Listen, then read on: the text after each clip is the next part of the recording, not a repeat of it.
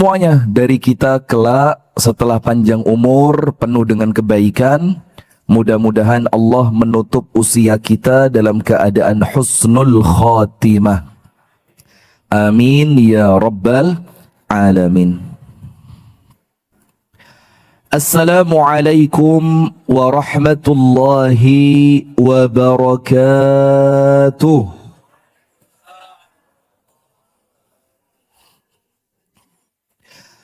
Innal hamdalillah nahmaduhu wa nasta'inuhu wa nastaghfiruhu wa nastahdihi wa natubu ilayh. Wa na'udzu billahi min shururi anfusina wa min sayyiati a'malina. Man yahdihillahu fala mudilla lahu wa man yudlil fala hadiya lahu. أشهد أن لا إله إلا الله وحده لا شريك له وأشهد أن محمدا عبده ورسوله صلى الله عليه وعلى آله وأصحابه ومن والاه. أعوذ بالله من الشيطان الرجيم. يا أيها الذين آمنوا اتقوا الله حق تقاته ولا تموتن إلا وأنتم مسلمون. اللهم أنت ربي لا إله إلا أنت خلقتني وأنا عبدك وأنا على عهدك ووعدك ما استطعت. أعوذ بك من شر ما صنعت. أبوء لك بنعمتك علي وأبوء بذنبي فاغفر لي فإنه لا يغفر الذنوب إلا أنت. أصبحنا على فطرة الإسلام وعلى كلمة الإخلاص وعلى دين نبينا محمد صلى الله عليه وسلم وعلى ملة أبينا إبراهيم حنيفا مسلما وما كان من المشركين. أما بعد، اللهم إنا نسألك علما نافعا ورزقا طيبا وعملا متقبلا. آمين يا رب العالمين. Alhamdulillah. Hadirin sekalian, kita bersyukur kepada Allah atas segenap nikmat yang Allah karuniakan yang tidak pernah mampu untuk kita menghitungnya. Allah memberikan kepada kita nikmat tanpa perhitungan. Allah memberikan kepada kita nikmat bahkan tanpa kita minta. Allah memberikan kepada kita nikmat yang Allah tidak peduli panjenengan ibadah ataupun panjenengan maksiat. Semua orang oleh Allah Subhanahu wa taala diberikan kenikmatan sesuai dengan apa yang Allah kehendaki untuknya. Maka dengan itu menjadi perkara yang wajar kalau kemudian Allah Subhanahu wa taala menggabungkan antara zikir dan syukur. Ngapa, Bu? Zikir dan syukur. Karena orang yang pandai bersyukur tidak mungkin lupa kepada Allah. Dan orang yang lupa kepada Allah tidak mungkin bersyukur. Sakwali seperti itu. Maka Allah Ta'ala berfirman, fadhkuruni azkurkum washkuruli wala takfurun. Dan ingatlah kalian semua kepadaku, kata Allah. Ini perintah, fi'il amr. Apa jawabannya? Azkurkum. Maka aku, yaitu Allah, akan ingat kepada kalian. Dan ketika Allah ingat kepada kita, itu bukan seperti ingatnya manusia kepada manusia yang lain. Ketika Allah mengingat kita, itu maksudnya Allah mengampuni. Ketika Allah mengingat kita, itu maksudnya Allah merahmati. Ketika Allah mengingat kita, itu maksudnya Allah memberikan pertolongannya. Ketika Allah mengingat kita, itu maksudnya Allah mencurahkan semua kebaikan, keberkahan untuk kita. Syaratnya, fadhkuruni adzkurkum. Disuruh ingat kepada Allah. Ternyata ayat ini tidak berdiri sendiri. Ini sound horeg mulai lewat banyak ini, hati-hati yang mau pulang ke arah Malang ya. Saya kalau khutbah Jumat Agustus, di semua masjid materi saya sama. Tentang karnaval. Saya ngajak orang-orang tidak ngomong halal haram. Saya tidak berbicara tentang boleh atau dilarang. Tapi saya ngajak ngomong orang yang nuraninya masih hidup. Saya ajak ngomong apa manfaatnya? Jedar jedur. Karnaval di pinggir jalan yang tidak ada indah-indahnya sama sekali. Lanang macak wedok, wedok macak lanang. Sebagian dari mereka keluar aroma minuman keras. Nggih napa nggih? Jadi kalau ngomong halal haram nanti diwarah ustad kok kerengeran. Sudah, maka kita ngomong aja kepada orang sing atine sik kenek dijak ngomong. Nah, sudah kita lanjutkan. Maka kemudian ayat ini tidak berdiri sendiri. Fadhkuruni adzkurkum. Baru berikutnya apa? Washkuruli wala takfurun. Dan bersyukurlah kalian kepadaku, yaitu kepada Allah, wala takfurun, dan jangan sampai kufur. Nah, di sini artinya salah satu cara kita untuk bersyukur atas nikmat yang Allah karuniakan itu dengan zikir. Dan seutama-utamanya zikir itu salat. Maka Allah berfirman, wa aqimis sholata li dzikri, dan dirikanlah solat agar kalian ingat kepadaku. Maka kalau ada orang boten solat, jangan ngomong syukur. Masyota benulan di omai syukuran, tapi orangnya tidak pernah solat. Karena bentuk syukur terbesar itu ketika kita tunduk di hadapan Allah Subhanahu wa ta'ala. Maka Kanjeng Nabi Muhammad sallallahu alaihi wasallam itu bersyukurnya kepada Allah dengan sholat tahajud sampai kakinya. Faham boten? Panjenengan nate kakinya bengkak, nate asam urat, kolesterol, jantung, saluran darah tersumbat, kesandung, cantengen, abuh kabeh. Tapi abuh bukan karena Allah Subhanahu wa ta'ala. Maka ayo bismillah. Kalau kita pintar bersyukur, insya Allah nikmatnya sama Allah ditambah.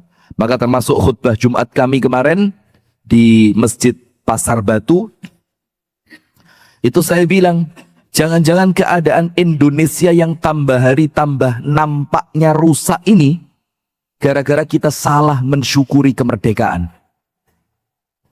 Kita syukuran kemerdekaan itu jangan-jangan caranya salah. Akhirnya niatnya syukur tapi oleh Allah dianggap kufur. Bagaimana mensyukuri nikmat merdeka? Perempuan pakai rok pendek joget-joget di belakang son. Mana orangnya? Saiki jilbaban. Kelihatan kok wajahnya, saya tidak asing kok. Coba, ini syukur model apa?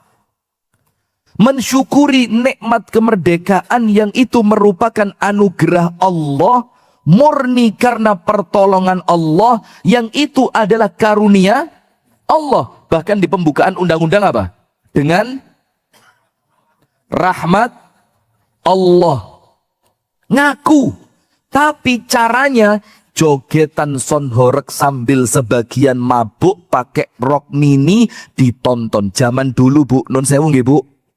Ini mugi-mugi panjenengan kalian kulo atine tasih connect. Amin.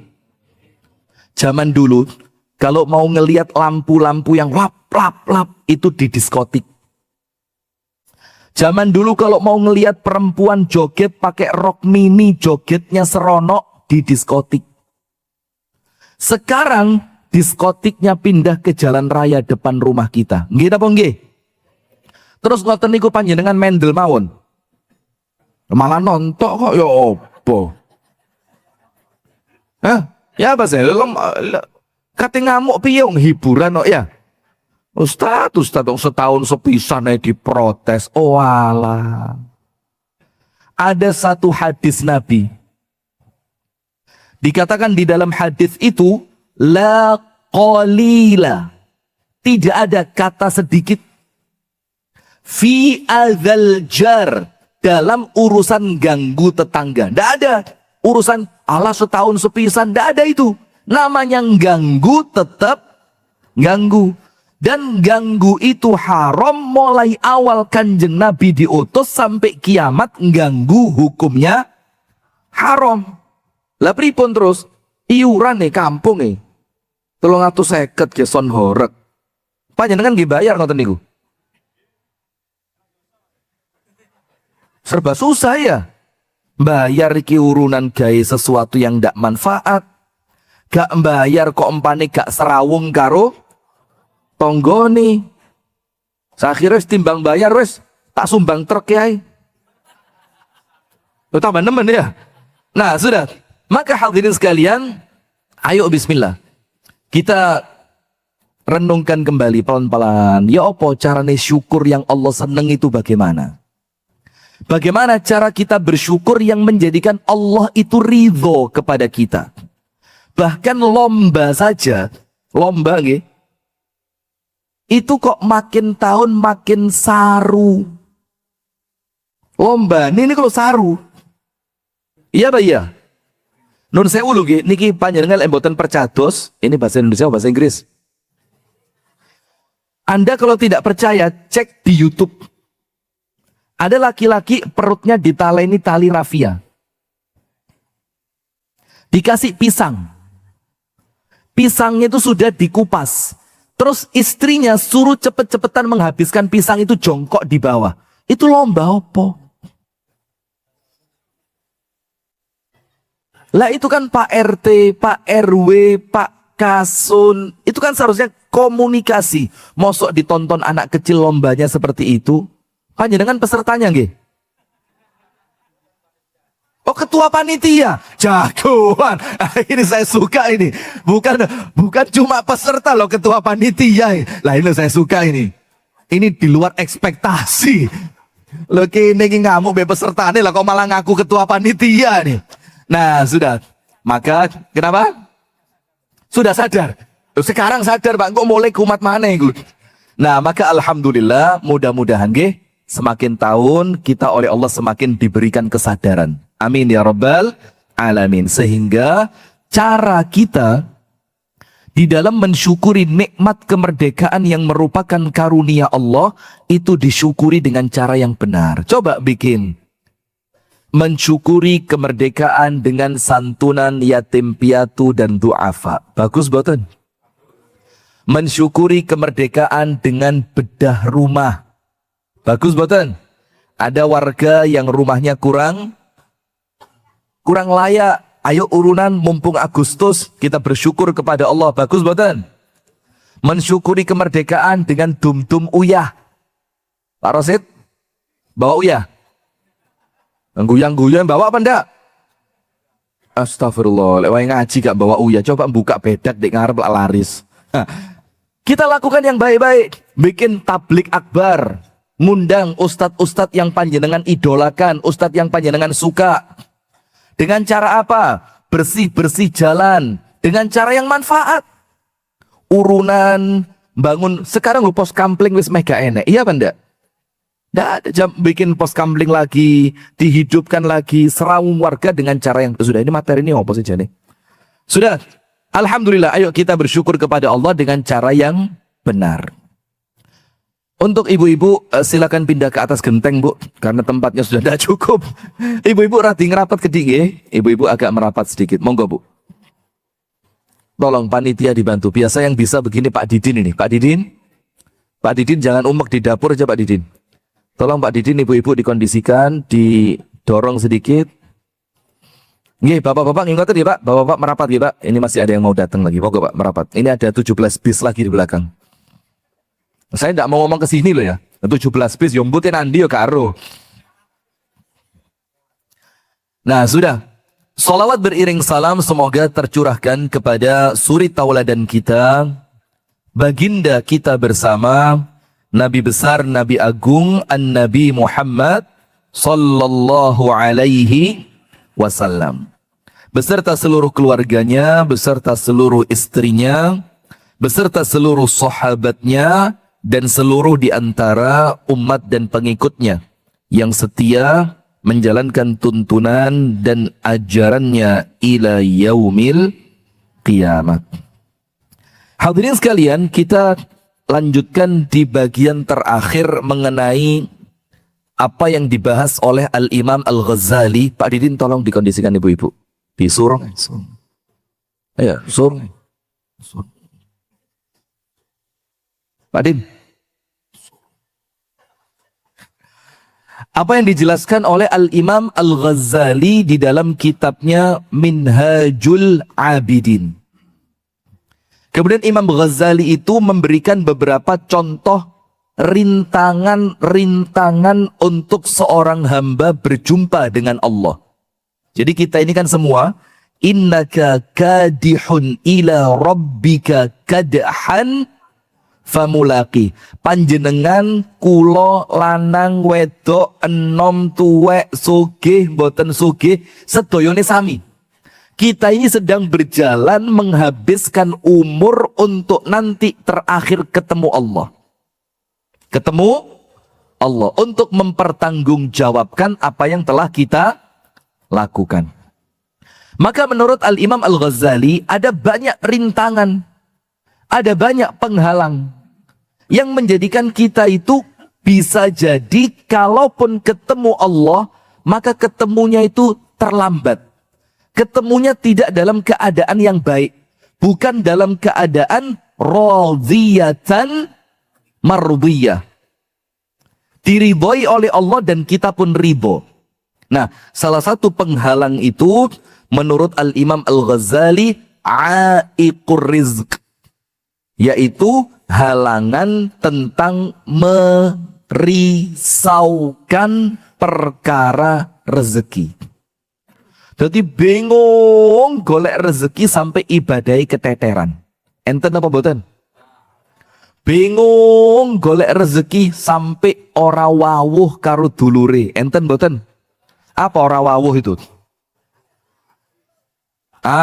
Satru kacang hijau. Ndak tegur sapa. Ruwet cari uang sampai rela memfitnah dagangan orang lain. Ojo tuku rono. Dek kono barang elek. Enten mboten? Bingung urusan rezeki sampai teko nang dukun nutupi tokone tanggane. Enten mboten? Mbah dukun, niki toko sebelah niki kok kadose lewaris. Pripun carane Mbah Dukun? Niki tokone didamel sepi. Dukune yo pinter lah, apa dike sepi diobong ae lah wis. Lah nggih Pak Dukun mboten apa-apa nah. Ini hanya gara-gara rezeki, gara-gara urusan materi sampai kemudian mereka itu jauh dari Allah Subhanahu wa taala. Tapi insyaallah panjenengan mboten lah. Allahumma amin. Sampai ada yang saking wedine gak dadi belani go saking wedine lek ra dadi lho tum. Ini uang dari tadi malam belum tak keluarkan. Biasanya iki mlebu nang mesin cuci nih. Lah kok pas ketok emang ngiling, alhamdulillah. Nah, hanya gara-gara uang, gara-gara rezeki, gara-gara materi sampai dia lupa kepada Allah. Kata mboten? Kata, jangankan kita diwarah oknum kok yo akeh. Gak diwarah oknum kok engko wonge ngamuk. Pejabat itu loh, oknum napa sedaya? Hei, astagfirullah, tolong kamera diarahkan ke mereka ini. Ini delik aduan loh ini. Ini oknum ini, walaupun jumlahnya yo meh kabeh. Ini Masya Allah luar biasa. Dan panjenengan tahu sekarang kebakaran hutan di mana-mana itu. Enggak usah, lanjut. Nah, habis ya, lanjut. Sudah mulai bahaya ini pondok durung tadi. Kok karuan elek pondok es tadi ya. Nah, sudah. Maka dengan itu kata Imam Ghazali ada penghalang dari segi rezeki. Yang gara-gara rezeki ninggal sholat, gara-gara kerja dewangi ngapusi, gara-gara kerja gak akur bek dulure, gara-gara kerja memfitnah orang lain, gara-gara jabatan dia lupa dengan etos kerja dan kejujuran. Maka kata Imam Ghazali, penghalang rezeki harus diselesaikan. Harus diselesaikan. Supaya kita ini berjalan menuju Allah dalane jembar lan padang. Allahumma amin. Melakune penak gitu. Tidak ada penghalang rezeki. Maka oleh Imam Ghazali dikatakan, fa'lam annar rizqa arba'ata aqsamin. Maka supaya panjenengan boten panik, supaya panjenengan boten bingung dalam urusan rezeki, Imam Ghazali menunjukkan rezeki itu jenisnya ada 4. Alamati. Maka urusan rezeki kata Imam Ghazali, rezeki itu oleh Allah dibagi 4. Nanti dengan faham yang 4 ini, panjenengan lan kulo insya Allah tenang, boten bingung, boten panik urusan rezeki. Nomor 1, nomor 2 sudah. Sekarang terakhir nomor 3 dan 4. Tak baleni setitik. Nomor 1, ar-rizqul madmun, rezeki yang pasti dijamin sama Allah, yaitu makan dan minum. Wis ojo bingung. Sing penting gelem obah insya Allah warak. Napa malih sakniki nggih ya? Wis pokok gelem obah titik warak. Loh sekarang banyak pengajian itu ada konsumsinya. Apalagi bulan Ramadan, Masya Allah, milih menu. Masjid iki apa ya menu nih? Aroyan apa? Masa aroyan bakso maneh? Are rutin bakso terus. Bayo karuan nang Darussalam Kasempon rawon. Oh, macam-macam menunya ya. Masya Allah. Nah, sekarang Ramadan lo bebas panjenengan milih. Bukan cuma buko tapi sahur ada. Masjid yang menyediakan makan sahur. Maka insya Allah tahun ini kami di Kasempon i'tikafnya 2 tempat. Lek enek panitiane lo yo. Lek kene yo gak. Karena biasa kami adakan di Masjid Darussalam Kasempon, Masjid Muhammadiyah. Tahun ini insya Allah saya niat iktikafnya di Pondok Rimba. Iktikafnya di Pondok Rimba. Khusus laki-laki. Istri tidak boleh ikut karena kita akan briefing bagaimana berani poligami. Setuju bukan? Panjenengan lulus 10 hari pulang dapat istri baru. Ngawur. Ustaz terah kena digugublas. Nah sudah, tidak. Tapi insya Allah nanti kalau memang Allah mengizinkan, di Masjid Darussalam tetap ada i'tikaf, di Pondok Rimba juga ada i'tikaf. Insya Allah mudah-mudahan sama Allah diridhoi. Amin. Nah maka untuk urusan makan dan minum, jangankan panjenengan manusia, semut dijamin sama Allah. Jangan ngomong semut, sing abang biasanya nemplek di sebelah sini. Tengu, Masya Allah. Lu tengu itu lo dijamin sama Allah. Itu rezeki nomor 1. Wes pokok gelem obah, wetenge mesti warak. Rezeki yang nomor 2, ar-rizqul maqsum. Rezeki yang oleh Allah dibagi sesuai porsi kebutuhannya masing-masing. Maka dengan itu orang kerjanya sama, rezekinya tidak mungkin. Kerjaan iso ditiru tapi rezeki ra mungkin podo. Nggih napa nggih? Panjenengan mlebet pasar. Mulai ngajeng sampai wingking, kathah ingkang dagangane sami. Dodol lombok kabeh, kentang kabeh, dodol kain kabeh, rasuan kabeh. Payu mboten? Ya payu. Bahkan terkadang harganya sama. Tapi orang nggak milih yang di depan, orang milih beli yang di belakang. Karena itulah rezeki yang oleh Allah sudah dibagi sesuai kebutuhan masing-masing. Nah, di poin yang kedua, intine loro. Nomor 1, sing tenang. rezeki panjenengan tidak mungkin tertukar. Jatah saya tidak mungkin masuk ke kantong panjenengan, tidak mungkin. Sebaliknya, jatah panjenengan tidak mungkin masuk ke kantong saya. Wes, itu poin pertamanya pada rezeki. Yang kedua, poin yang keduanya, noto ati ojo iri. Jangan sampai, loh, iko kerjane mek ngono tok kok omahe iso gede. Waduh, iki tuyule sapa yo? Nah, akhirnya mulai muncul isu di masyarakat. Dukune ndek endi yo? Oh, gak salah anake loro, ojo-ojo anake dadi. Nah, ini pengalaman kabeh ketoro ini. Loh, saya lo ndak ngerti, Anda malah ngerti. Nah, intinya kalau rezeki sama Allah sudah dibagi sesuai porsinya masing-masing. Nomor satu, jangan panik karena rezeki panjenengan tidak mungkin diambil orang lain. Dan yang milik orang lain tidak mungkin panjenengan ambil. Poin kedua, atine ditoto ojo sampai iri. Faham betul? Nah, sekarang kita bahas rezeki yang terakhir. Nomor 3 dan nomor 4. Rezeki nomor 3. Dikatakan oleh Al-Imam Al-Ghazali, Al-Qismu Tsalitsu minar rizq. Bagian yang ketiga dari rezeki. Apa itu? Ar-rizqu al-maw'ud. Napa, Pak? Keselak malah. Ar-rizqul maw'ud dari kata wa'dun. Dari kata apa? Wa'dun. Kita kan sering dengar al-wa'du dainun. Janji itu adalah hutang. Nah, ini diambil dari kata janji.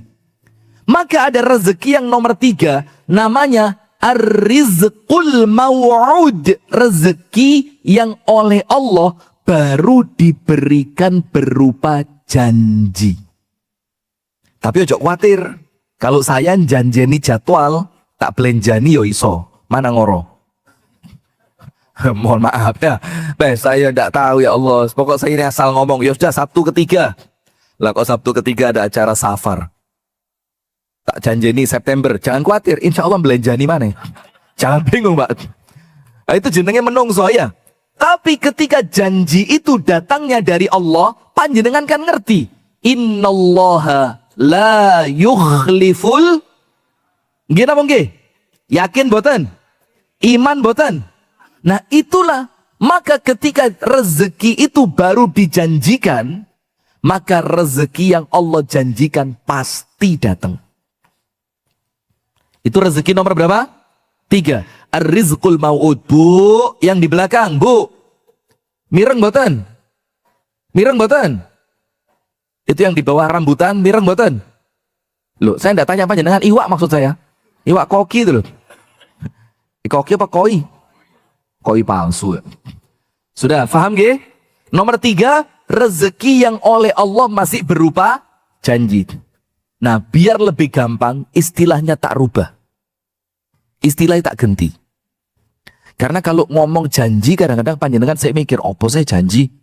Tapi begini, ar-rizqu bisyart. Rezeki yang datang dengan syarat. Dengan apa? Syarat. Panjenengan tumbas sampo. Tulisannya gawedi.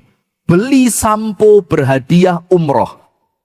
Terus pojok kecil. Enek gambar bintangi. Tulisannya apa? Syarat dan ketentuan berlaku. Walah. Dikira pokok tuku sampo langsung mulai iso umroh. Ternyata apa? Enek tulisannya cowili. Gak ketok meripat. Itu kalau ngelihat pakai mikroskop. Syarat dan ketentuan berlaku. Beli rumah, dapat istri. Ayo yang pernah lewat Pare.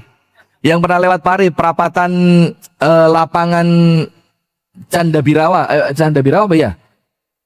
Itu ada billboard besar promosi rumah. Tulisannya apa? Beli rumah, dapat istri. Wih. Pripun, Pak? Tumbas boten? Apa dituku istrinya doai?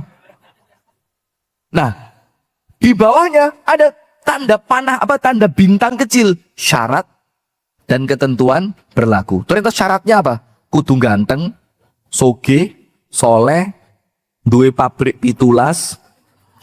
Walah bu niat pora jane.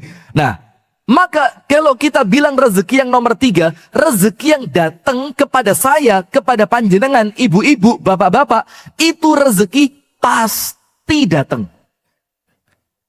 Kapannya rezeki itu datang? Tergantung syaratnya dipenuhi atau tidak. Contoh, saya punya anak laki-laki namanya Ikrimah. Saya bilang, Ikrimah jangan khawatir. Pokok kalau Ikrimah hafal Quran, Abi belikan sepeda motor. Misalkan. Contoh loh nggih, kok dikira tenanan. Kalau Ikrimah hafal Quran, Abi belikan sepeda motor.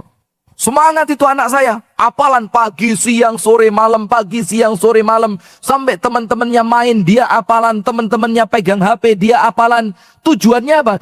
Karena ada janji yang saya berikan kepada dia. Janjinya apa?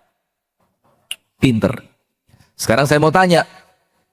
Kalau dia tidak hafal Quran, datang enggak sepeda motornya? Enggak. Kenapa enggak datang? Karena syaratnya tidak terpenuhi. Terus anak saya protes, oh enggak bisa, Abi bohong. Kata Abi, nanti dikasih sepeda motor. Iya, saya kasih sepeda motor.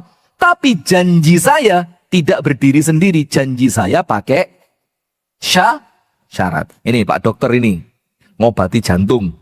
Kata Pak Dokter, sembuh Pak Dokter, insya Allah. Syaratnya apa? Jangan banyak makan yang mengandung kolesterol. Obatnya harus diminum dengan tertib. Jangan sering ketemu istri, karena istri itu nggarai orang sakit. Lo misalkan, lo tanya beliau, jangan tanya saya loh, itu beliau dokternya kok. Lah kok ternyata semua syaratnya panjenengan tidak lakukan. Mangane jeroan, kikil, warung Padang, Bang John. Mana Bang John? Setelah karuan amanah kok kandani. Makannya kikil, jeroan, babat. Buntut aman, kalau amanah, ya. Sudah, terus obatnya yang sehari 3 kali diminum 3 kali sehari. Yang seharusnya 3 kali sehari diminum 3 hari sekali. Terus dibilang ojo kakean kumpul bojo, garai stres. Lah kok malah diparani terus bojo dia apa Dik? Gelo tadi, Dik. Nah, terus datang ke Pak Dokter kontrol, Dok, kok tambah loro jantungku, Dok? Dokter kan ngecek. Obatnya, lu kok sehat ya obatnya? Gak tahu tak ombe Dok. Oh ya wes mati menisan lah wes. Kenapa? Syaratnya tidak dipenuhi. Nah, sama seperti itu nomor 3 tentang rezeki. Kalau syaratnya panjenengan penuhi, pasti rezekinya datang. Sekarang Ustadz, apa rezeki yang oleh Allah dijanjikan? Nomor 1. Ada rezeki yang itu milik panjenengan, tapi mboten saged dipetik kecuali dengan jalan takwa. Jalan apa? Jalan apa? Takwa. Dalilnya apa? Surat At-Tolak. Surat nopo? At-Tolak. Allah Ta'ala berfirman, "Wa man yattaqillaha yaj'al lahu makhraja wa yarzuqhu min haitsu la yahtasib." Orang yang bertakwa kepada Allah, ojo bingung. Ketika panjenengan ada masalah, Allah yang menyelesaikan masalah itu dengan ketakwaan panjenengan. Nggih napa nggih? Berikutnya, Allah akan memberikan kepada orang yang bertakwa itu rezeki dari tempat yang tidak pernah dia bayangkan. Dados lek basa niku lolan panjenengan, rezekine niku kados uang kaget. Seperti apa? Uang kaget. Dan rezeki ini bukan bayaran dari kerjaan panjenengan, bukan. Kalau bayaran dari kerja panjenengan, gak ngageti, wis kepikiran, engko tanggal 1 bakal bayaran. Tapi rezeki yang Allah janjikan, yang masih berupa janji, itu Allah katakan untuk orang yang bertakwa, min haitsu la yahtasib. Dari tempat yang panjenengan gak pernah bayangkan belas. Saya tidak pernah bayangkan punya jam mahal. Tiba-tiba ada teman saya jalan-jalan ke Jepang. Pulang-pulang dapat jam mahal. Tak pamerno nang konco-konco Surabaya. Kaget mereka. Kok duwe ustadz ini? Saya bilang dikei. Lah lo, ini namanya yang tidak dinyono-nyana. Apa? Ya itulah kira-kira maksudnya. Ini adalah rezeki yang tidak disangka dan diduga. Suami pulang. Ibu-ibu gak kepikiran belas suami bakal bawa hadiah. Ternyata suami bawa hadiah. Nyangking adik.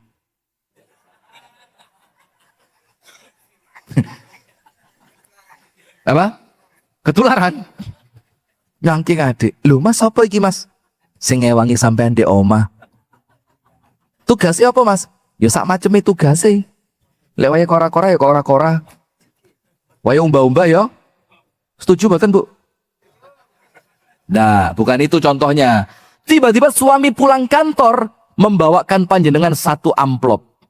Terus suami ngomong, "Dik, bukaan." Redek. Saking redeknya sampai getar. Dibuka sama istri. Set. Lah kok ternyata apa? Tiket umroh. Masya Allah. Kerasa mboten? Ya ndak sampean tok sing mau saya ya mau.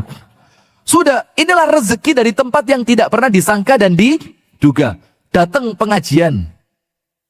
Ternyata di pengajian itu ada kuis. Yang bisa menjawab kuis dapat hadiah umroh. Wes, dia paling ngarep dewe ngantuk-ngantuk ini. Ini tak ceritani kisah nyata, teman kami sendiri. Waktu kuliah di Lipia, Jakarta. Waktu itu di kampus kami kedatangan Asy-Syaikh Abdurrahman As-Sudais. Hafizahullah. Imam Masjidil Haram. Datang Syekh Sudais. Ngasih kuliah umum. Saya duduk. Kira-kira cuma 2 meter dari laki-laki yang dapat hadiah itu. Namanya Umar. Umar Fanani. Ingat betul saya. Sudah? Umar Fanani ini pas Syekh Sudais ceramah. Keturun. Saking khusyu'i. Nah panjenengan keturun awak. Siapa tahu nasibnya sama. Langsung sama Syekh Sudais dibangunkan. Anda, kum. Gimana teras? Kenapa kamu ngantuk? Segala macam ditanya. Sudah, setelah dia bangun ditanya, Mas Muk, jenengmu sopo? Dibilang, Ismi Umar. Nama saya Umar. Lah kok pas Syekh Sudais tadi baru saja cerita tentang Umar. Ditanya, ceritakan Umar yang tadi saya ceramahkan. Waktu itu dia belum ngantuk, tadi kerungu. Dicerita nih, lah kok itu hadiah apa? Haji undangan langsung dari kerajaan Saudi. Turu untuk hadiah haji. Turu apa? Lah ini loh namanya rezeki yang didapat dari tempat yang tidak disangka dan tapi tidak datang ujuk-ujuk. Datangnya dengan syarat dan ketentuan yang berlaku. Syaratnya nomor 1, takwa. Wa may yattaqillaha yaj'al lahu makhraja wa yarzuqhu min haitsu la yahtasib. Itu syarat nomor 1, takwa. Pokok takwa panjenengan kuati, insya Allah rezeki datang sendiri. Syarat nomor 2, sodakoh. Sing medit-medit. Kau sanding dulu, ndak? Bu, mireng boten? Sing yang di belakang ingkanten wingking, mireng boten Bu? Nanti setelah pengajian langsung ngecor terakhir di pondok. Insya Allah itu termasuk sodako. Panjenengan pulang dapat rezeki yang tidak disangka dan diduga. Kita kan tidak tahu ya, sepulang ngecor tiba-tiba ada orang kaya datang, dibilang, dihitung semua yang ngecor ini, saya berangkatkan haji tahun depan. Bisa jadi. Yo bisa juga tidak terjadi. Yang penting ikhlas di sini ya. Nanti pulang ini kan nanti mangane sing wake, Pak. Akan yang banyak. Tenagane metu soalnya. Tapi jangan yang tua-tua, payo. Ngecore sedino lek ngobat nih saulan. Ya, yang muda-muda aja, yang muda-muda. Nah, sudah. Syarat yang kedua, sodakoh. Karena apa? Banyak di dalam hadis maupun di dalam Al-Quran dikatakan orang yang sedekah oleh Allah pasti Pasti diganti. Gantinya 1, apa 10, apa 700, apa lebih dari 700? Yakin boten? Nah, yang jadi masalah ada orang sodakoh ngetes Gusti Allah. Ya apa Gusti Allah dites? Nyoba tak tesi. Tenan pora Gusti Allah, iya. Loh, lah kok Gusti Allah dites? Panjenengan yang sama Allah dites. Ada murid SD dites sama gurunya, pantes? Pantes. Ada murid SD ngetes gurunya, pantes? Saya punya teman di Libya juga, anak pati. Tidak saya sebut namanya karena menjelang profesor dia, dilungkas profesor. Kini sih panggah di beso. Ada dalam bahasa Arab, itu namanya Asmaul Khomsah. Napa bu? Napa Asmaul Khomsah niku? Wah, macet wis. Ya. Itu 5 kata benda isim yang perubahannya tidak sama dengan kata benda yang lain. Jadi dia spesial, maka dikasih pembahasan khusus Asmaul Khomsah karena jumlahnya 5. Di buku-buku bahasa Arab ditulis 5. Aslinya bukan 5, aslinya 6. Aslinya berapa? 6. Pertanyaan, kenapa di buku bahasa Arab cuma ditulis 5? Padahal aslinya 6. Ya gak ngerti Ustaz, ya tak ceritani makanya. Nah, karena yang ke-6, nun sewu nggih, itu saru kalau disebut. Yang ke-6 itu, maaf nggih Bu, itu bahasa Arab tentang kemaluan perempuan. Maka di buku-buku bahasa Arab tidak ditulis. Karena tidak pantas saru. Wes, diwakili yang 5, itu yang 1 podo, mbek sing 5 mang. Maka yang ke-6 tidak ditulis. Maka aslinya bukan khomsa tapi sita. Bukan khomsa tapi sita. Teman saya dari Pati tanya, dosen dari Mesir. Ini doktor dosen ini. Tanya, ya Syekh, 5 ada khamsa wa laisa sita. Kenapa kok disebutkan cuma 5? Aslinya kan 6. Ngamuk dosen ini. Loh. Lah aku doktor bahasa Arab dites arek cilik. Langsung buku pelajaran kami di kelas sama dosen itu diangkat. Percis begini ngangkatnya. Ini loh, drijine ini. Namanya Dr. Bashiri, orang Mesir. Dia bilang, ya waladi, hadzal kitab fi Misr lil atfal. Katanya dia, Pak, enak, kitab sing kok pelajari saiki di Mesir, ini di Mesir dibuat belajarnya anak TK. Lil atfal. Wa ana la u'allim mithlakum, dan saya ndak ngurui murid model kalian ndak. Saya kalau di Mesir itu ngajar magister. S2.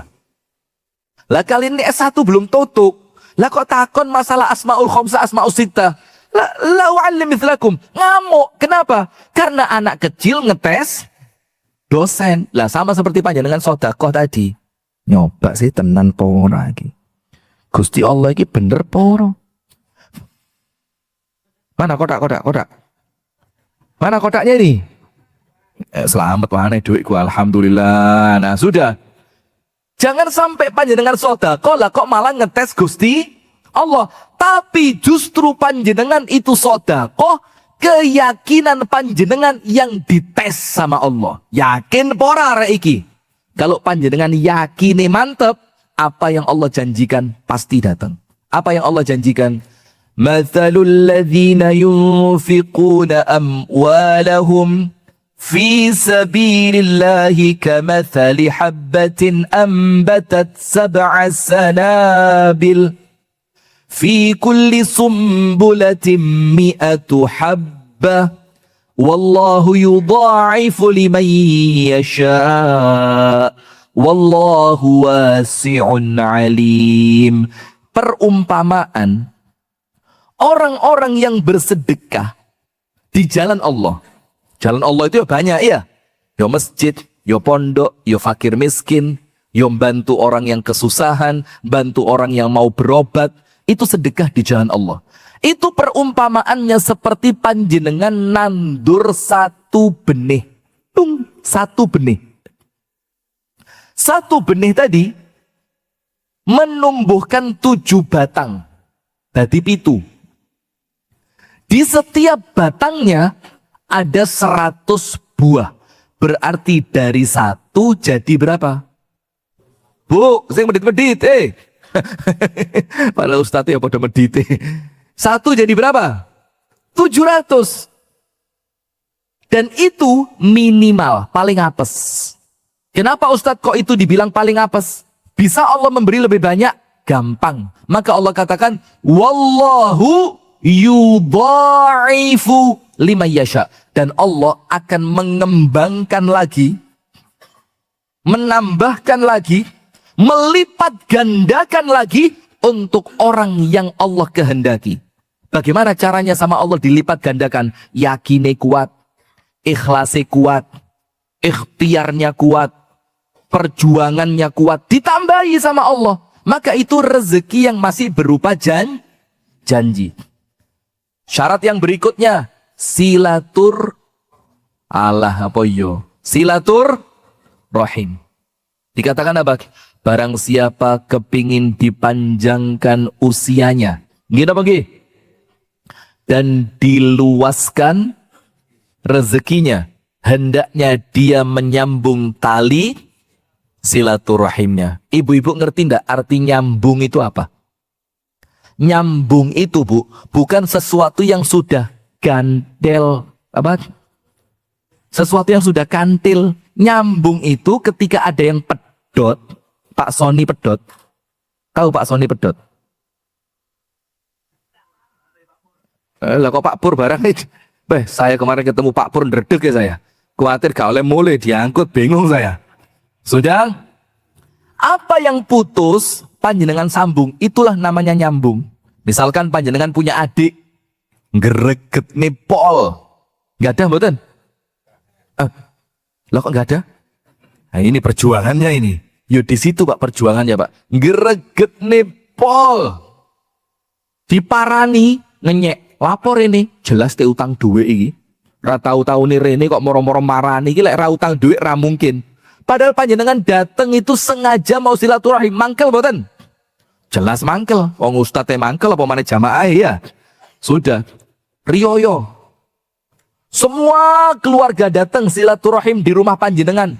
Adik yang satu tadi gak moro. Wih, mangkel mboten? Mangkel. Sudah, panjenengan mantu. Semua keluarga datang. Lah kok adik yang satu ini tadi gak mau datang. Nah itu namanya silaturahimnya putus. Nah yang dibilang nyambung, yang dengan itu rezeki panjenengan oleh Allah diluaskan, itu orang yang medot tadi, panjenengan parani ke rumahnya. Assalamualaikum dik. Salam apa utang duit ya? Boten dik.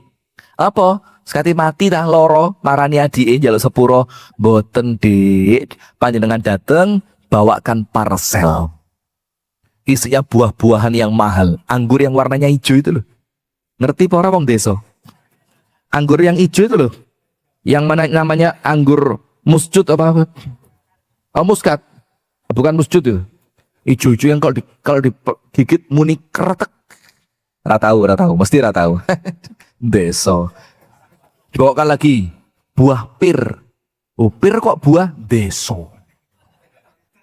Pirit trak, buah tenanan iki. Bawakan lagi apel yang mahal. Tapi jangan lupa sebelum diberikan suntikan racun. Nah, ini kira ajaran beneran ini ya. Astagfirullah, jangan datang ke rumahnya bawakan parcel iki lho Dik. Ngamuk, biarkan dia mutus tapi kita nyambung. Itulah yang dibilang rezeki yang Allah berikan kepada panjenengan. Rezeki itu milik panjenengan, tapi rezeki ini baru berupa janji. Bagaimana janji itu oleh Allah dipenuhi? Kalau syaratnya panjenengan jalankan. Salah satu syaratnya takwa. Yang lain lagi sedekah. Yang lain lagi silaturahim. Ada yang lain, wakeh, nanti di penutup saya sampaikan. Wis, berarti rezeki yang nomor 3, rezeki yang Allah berikan masih berupa janji. Rezeki itu akan jatuh ke panjenengan kalau disingge. Ngerti disingge? Seperti kalau panjenengan ada mangga itu di atas ibu-ibu itu, bulan depan pengajian libur. Karena mangganya panen, kuatir peti ibu-ibu. Ya Allah. Kok mau wedit pol, asli wedit. Lo langsung iki nek sungkane. Wah, ustaz mau wedit jare. Lo itu nanti lek kena moto gak dadi kabeh itu. Gadung yang enak itu. Dikerujaan kasih nomor nanti, tak kasih nomor. Sudah guyon. Sudah. Maka disinggek dulu. Pakai bahasa Kasembonnya sungkru. Genter, dung. Kalau dia kena, rezekinya bakal jatuh. Nah, senggeknya itu apa? Untuk nyungkrunya itu apa? Untuk dung-dungnya itu apa?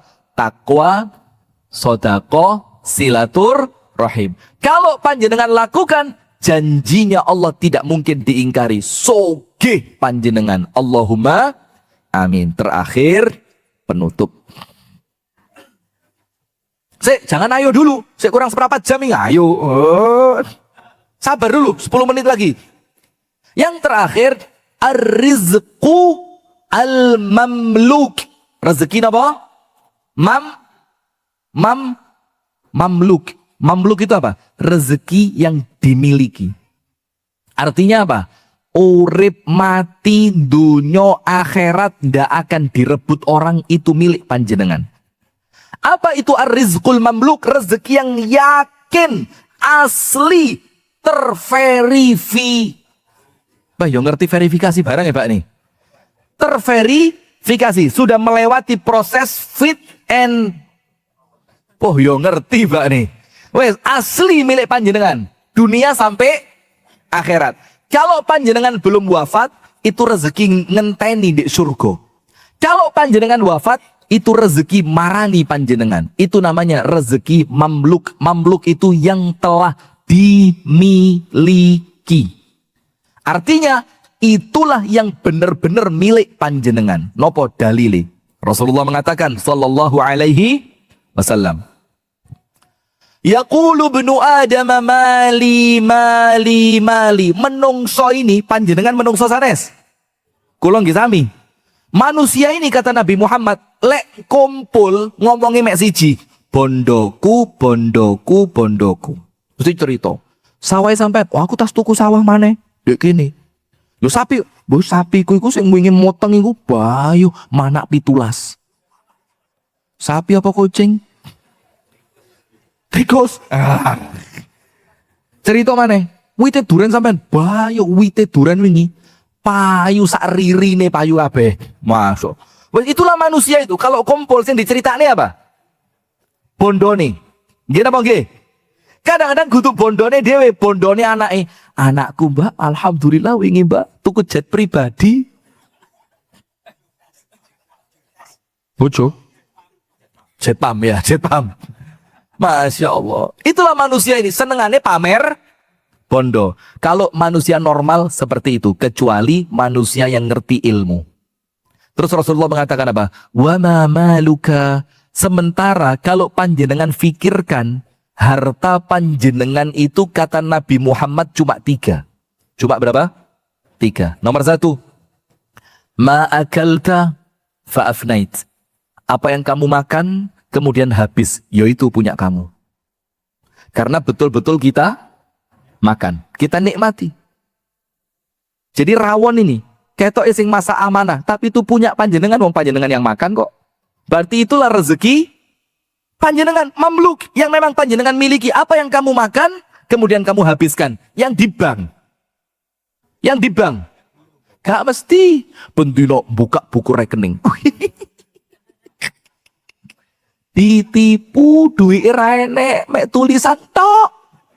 Karuan iki lho, karuan gak salebokne bank ketok duwike. Ketok cash. Fresh money. Tum. Semene pondok cek kurang Tum, masya. Sudah. Yang di buku rekening itu, Pak, belum tentu uangnya ada. Nggih napa nggih? Wong itulah asline bank lu nyilih nang panjenengan, sama bank diselih nih maneh, diputer maneh, iya lek bati, lek rugi. Ingat gak ibu-ibu dari Surabaya, keturunan Cina, Tionghoa, kena kasus Bank Senturi. Ketika dia nabung di Bank Senturi miliaran, ternyata pemilik Bank Senturinya kabur. Terus pakai baju seksi, dandan menor, joget di atas meja direksi. Ingat cerita itu? Ya iku. Mau begitu?